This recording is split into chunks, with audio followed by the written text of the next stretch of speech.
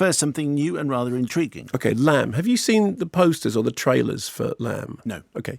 So the film stars Noomi Rapace, and the poster is an image, looks like a painting of her, like the Madonna, cradling a lamb. So it almost... Oh, yes, I have. Yes, I have. Okay, it's a very, very haunting photograph. Yes. The trailer sort of sells it as a kind of folk horror tale, a bit like the Vavitch Goes to Iceland or something. But actually, it's much more of a modern fable or a fairy tale. So the story is, Noomi Rapace is Maria. She lives with her husband, Ingvar, on a very, very remote farm. We meet them during a period when darkness doesn't fall, in which it's light pretty much all the time. And in fact, I've heard from people who've experienced that, Christopher Nolan, there's a film about it, isn't it, which is a remake, that idea about when you can't tell whether it's day or night, things become really, really unhinged. Anyway, while they're lambing, we see them pull a lamb from its mother, and the lamb falls to the floor, and the couple exchange a glance. You're not quite sure why. Something terrible's happened. Then the lamb makes a bleating noise, and Noomi Rapace reaches down, picks it up, cradles it, takes it into the home, and starts treating it exactly as she would her own child.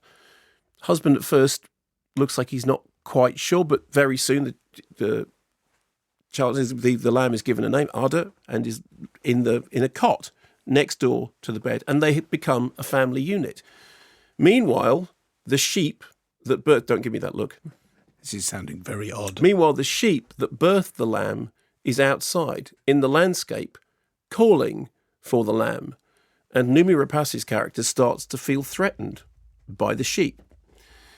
At that point, the brother of the husband turns up and says, "What's going on?" And here's the really interesting thing about the film.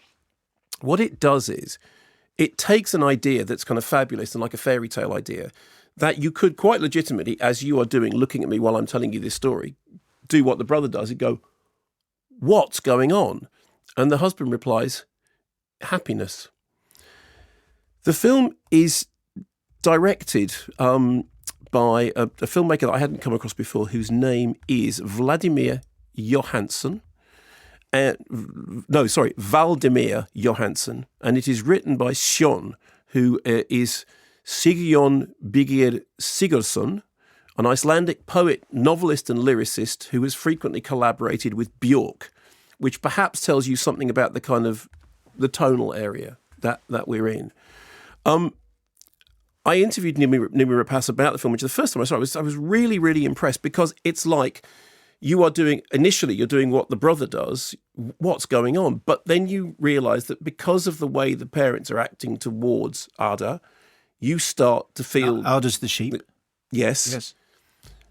But more than that, and all I say is, but more than that in a way that is mysterious and makes you wonder how much you're seeing, how much you're imagining, how much the film is portraying the idea that is being put onto it by mother and father who were suffering from grief and loss, because the film is essentially a film about grief. Did you ever see Ponyo, the Studio Ghibli film? Okay.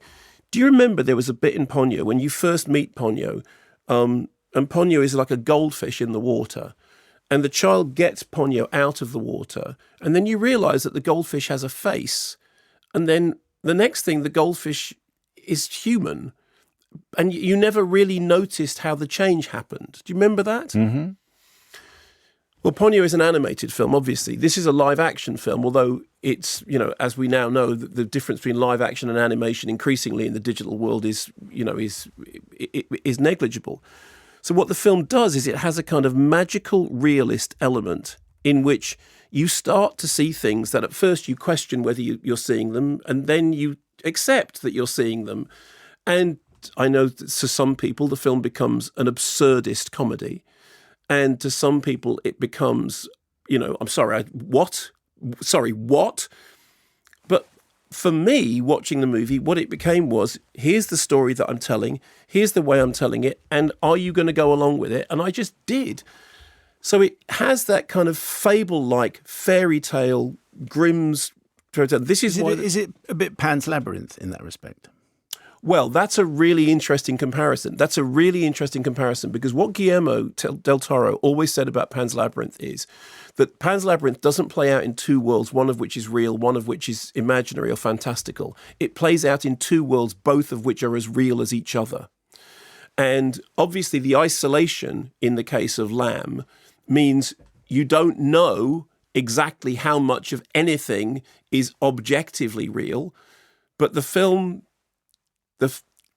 isn't to do with objective reality. What the film is to do with is emotional reality. So, on the one hand, you could see it as an absurdist dark comedy. On the other hand, you could see it as a deadly serious movie about grief. On the other hand, you could see it as a fairy tale that has its feet in realism. On another hand, you could see it as a realistic movie about the rigors of farming in a remote area and what isolation does to the brain. But in the end, the thing it's about is the pursuit of happiness. And the whole film comes down to this question, what's going on? And he says, happiness. And I thought it was really remarkable. And as you can hear, it's very hard to describe. And that's almost the best thing about it. I read an interview with Noomi Rapace in which she said it exists in a genre of its own. And I mean, obviously, no film exists completely in a genre of its own, but it is really peculiar and strange in a very, very good way. Does it finish with Ken Dodd singing It does. Happiness? It does. Because that would be That's the most unusual thing exactly about it. where it goes. No, it actually finishes with Atmosphere by Joy Division, but being sung by Russ Abbott. Excellent. What more could you ask?